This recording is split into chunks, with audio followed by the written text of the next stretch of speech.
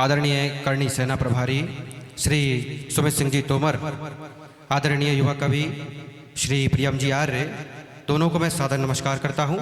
दोनों को स्वतंत्रता दिवस की खूब खूब बधाइयां देता हूं। स्वागत है, मेरे भाषण को सुनिएगा। आज आप सभी लोगों से निवेदन है, मैं पूछना चाहूंगा, आप में से कितने ऐसे विद्यार्थी, कितने ऐसे बड़े एवं छोटे भाई हैं जिन्होंने अपने जीवन में 3 वृक्ष लगाए?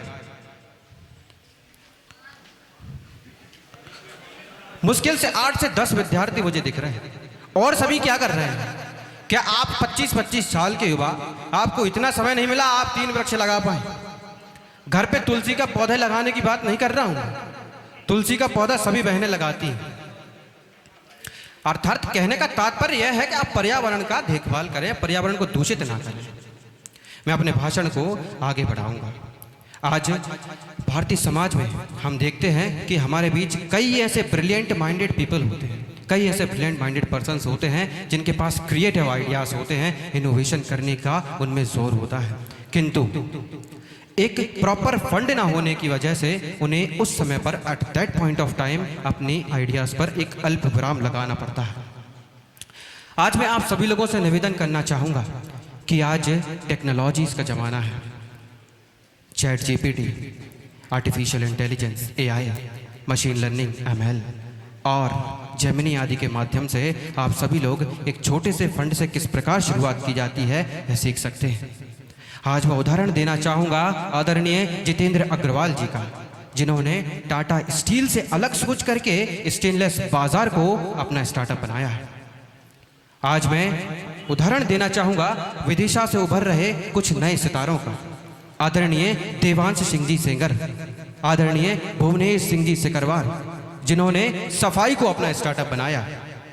सफाई के क्षेत्र में नमामि क्लीनेस नाम से उनके द्वारा संचालित की जा रही यह स्टार्टअप आज विदिशा, भोपाल, ग्वालियर, जबलपुर आदि जैसे बड़े बड़े शहरों में सफाई की सेवाएं देती है।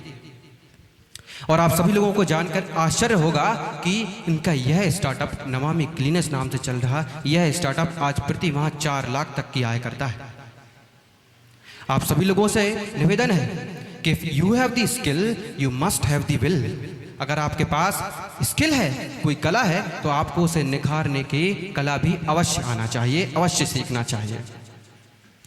मैं आप सभी लोगों से निवेदन करना चाहूँगा, आज हम शिक्षण ग्रहण कर रहे हैं। हमारे शिक्षण काल में आज हम देखते हैं कई ऐसे अपवाद हैं जिनके कारण से हमारा युवा, हमारा विद्यार्थी अपने मार्ग से भटक जाता है, अपने पथ से भ्रष्ट हो जाता है। मैं निवेदन करना चाहूँगा कि आज आप ऐसी समस्याओं से बचें।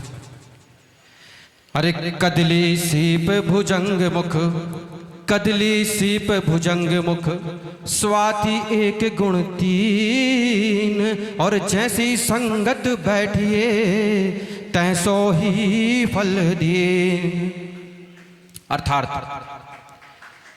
केले के वृक्ष पर, मेरी बात पर गौर कीजिएगा, चंद्रमा के 27 नक्षत्र होते हैं, चंद्रमा के 27 नक्षत्र होते हैं। उन 27 नक्षत्रों से एक महत्वपूर्ण नक्षत्र आता है स्वाति नक्षत्र। उस नक्षत्र के दौरान यदि वर्षा की बूंद, जल की बूंद जो कि वर्षा के रूप में है, अगर वह बूंद केले के वृक्ष पर गिर जाए तो वह कपूर का रूप लेती है। यदि वही पानी की बूंद जाकर के समुद्र में पाए जाने वाले सीप में पहुंच जाए, सीप आप सभी लोग जानते होंगे जिसमें कि कोंच रहती है, उसमें अगर पहुंच जाए तो वह पानी की बूंद एक मोती का आकार लेती है।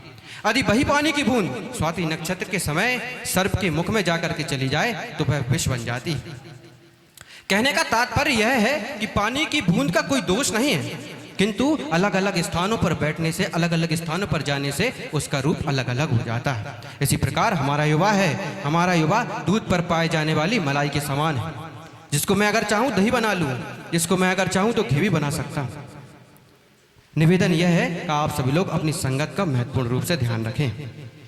आज हमारा युवा इस बात पर बड़ा फोकस्ड रहता है कि मैं पढ़ाई करते करते थक गया हूँ, मुझे एक जीएफ चाहिए, या मुझे कुछ कंफर्ट चीज़ें चाहिए, या मैं अभी थोड़ा ब्रेक ले लेता हूँ, कुछ मूवी आदि देख आता हूँ, कुछ एंटरटेनमेंट कर लेता हूँ। निवेदन करना चाहूँगा कि आप अपने लक्ष्य को जब तक ना पालें आप किसी भी समस्याओं में उलझे ना। और इन प्रकार की समस्याओं से उलझने से पहले एक बार आप अपनी बूढ़ी माँ और अपने वृद्ध पिताश्री का चेहरा अपने सामने अवश्य लावें। जय हिंद, जय माँ भारती।